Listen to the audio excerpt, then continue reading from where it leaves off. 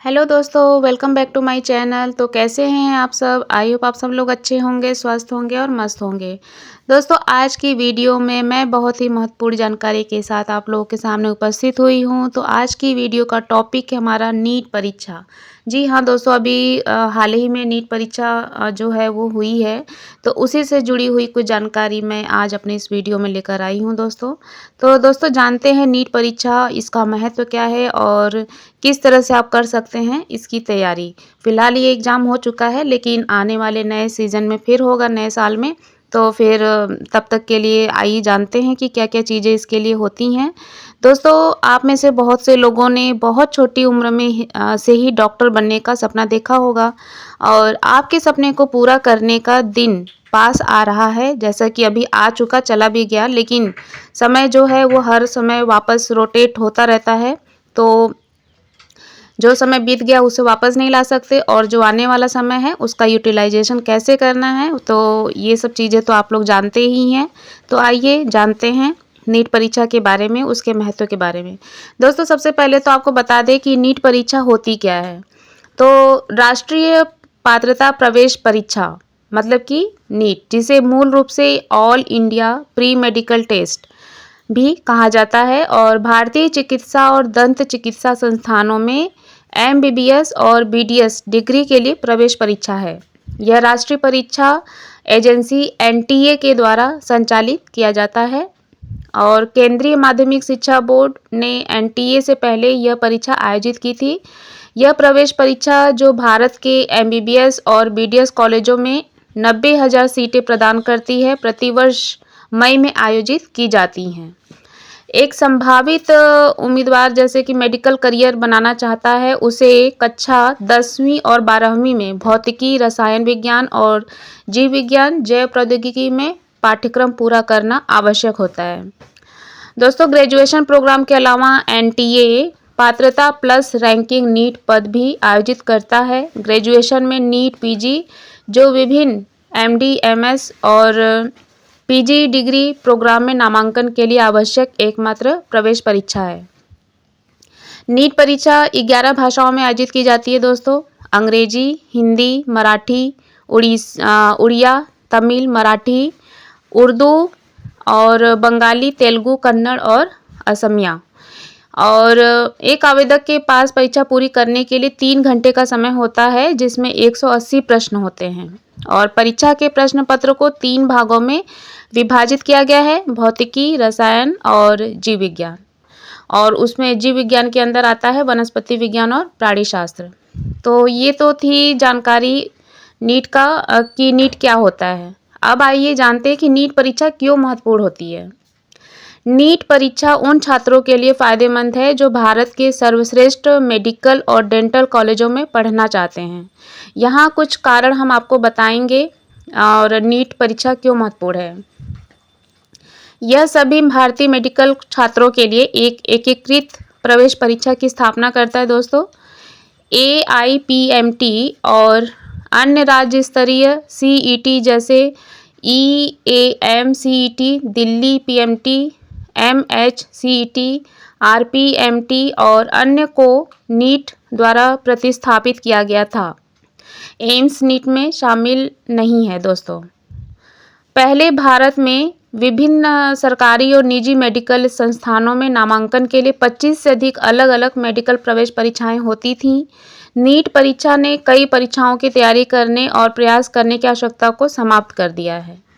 एक छात्र औसतन 7-9 प्रवेश परीक्षा देता था, जिससे छात्रों और उनके अभिभावकों पर अतिरिक्त दबाव पड़ता था।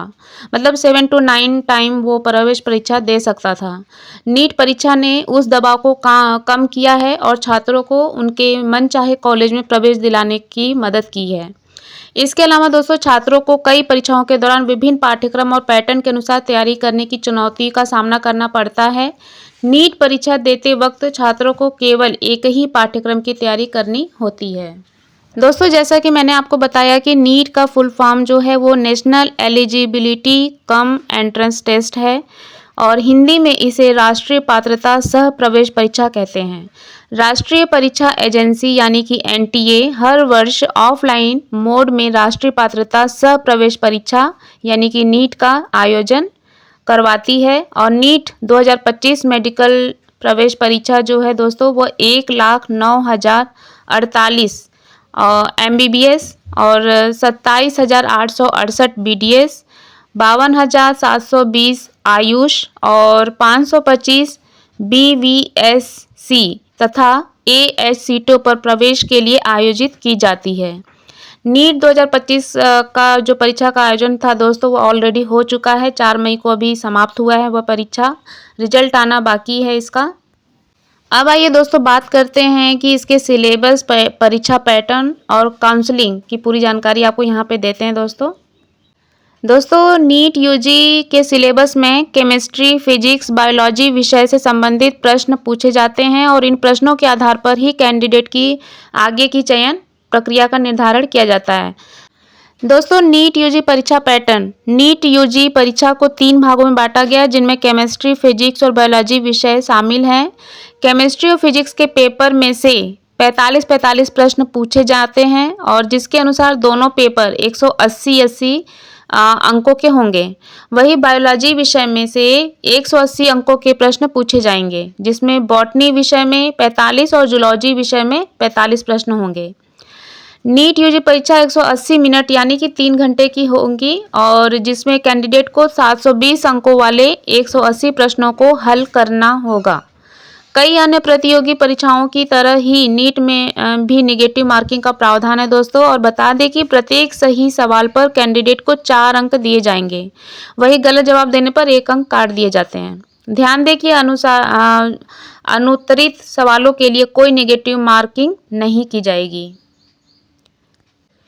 और दोस्तों नीट यूजी काउंसलिंग के लिए ज़रूरी डॉक्यूमेंट क्या क्या हैं इसके लिए भी थोड़ा सा हम इस पर प्रकाश डालते हैं। नीट यूजी एडमिट कार्ड होते हैं और NEET UG result score card, 12th की मार्कशीट और सर्टिफिकेट, 10th की मार्कशीट और सर्टिफिकेट, फ़ोटो आइडेंटिटी प्रूफ होते हैं और पासपोर्ट साइज फ़ोटो, जाति प्रमाण पत्र, जन्म प्रमाण पत्र, आवासीय पता, हस्ताक्षर, विकलांगता प्रमाण पत्र, चरित्र प्रमाण पत्र हाल ही में स्कूल या कॉलेज के द्वारा जारी किया हुआ होना चाहिए। इसके साथ ही स्थानांतरण प्रमाण पत्र हाल ही में स्कूल या कॉलेज द्वारा जारी किया जाता है। कम्युनिटी सर्टिफिकेट यदि लागू हो तो, प्रोविजनल सिटी अलॉटमेंट लेटर या call letter, medical fitness certificate. तो इतने सारे जो मतलब इसमें काउंसलिंग के लिए डॉक्यूमेंट की ज़रूरत होती है। नीट यूजी काउंसलिंग प्रक्रिया की पूरी जानकारी है दोस्तों कि जिसमें कि नीट यूजी परीक्षा में सफल होने वाले candidate MBBS, BDS, BUMS, BMS, BSMS, BNYS और BV साइंस कोर्स में एडमिशन ले सकते हैं। और बता दें कि नीट यूजी काउंसलिंग 2 स्तर पर की जाएगी। एक counselling director general of health services यानी कि DGHS की ओर से कराई जाएगी और जिसके माध्यम से ऑल इंडिया कोटा की 15% सीटों deemed universities, central universities, Banaras Hindu University, Aligarh Muslim University, Armed Forces Medical College यानी कि AFMSC की सीटों में एडमिशन दिया जाता है।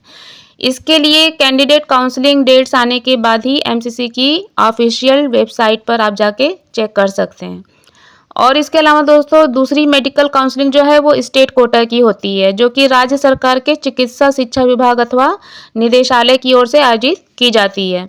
इसमें राज्य सरकार के अंतर्गत आने वाले इंस्टीट्यूट के साथ साथ प्राइवेट मेडिकल कॉलेजों की सीटें भी शामिल होती हैं और इसकी जानकारी कैंडिडेट को संबंधित राज्य के स्वास्थ्य विभाग की ऑफिशियल वेबसाइट से प्राप्त होंगी।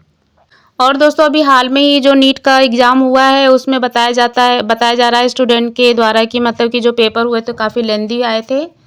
और दोस्तों अब तो रिजल्ट आएगा जब भी पता लगेगा कि इसका कट ऑफ कहाँ तक गया है। तो बस दोस्तों आज की वीडियो को यहीं पे एंड करते हैं। आई होप आज की जानकारी आप लोग को पसंद आई होगी। पसंद आई है तो इसे ज़्यादा से ज़्यादा शेयर कीजिए, लाइक कीजिए और सब्सक्राइब करना बिल्कुल मत भूलिए दोस्तों। मिलते हैं अपने एक नई वीडियो के साथ, एक नए अपडेट के साथ। तब तक के लिए बाय बाय, सी यू।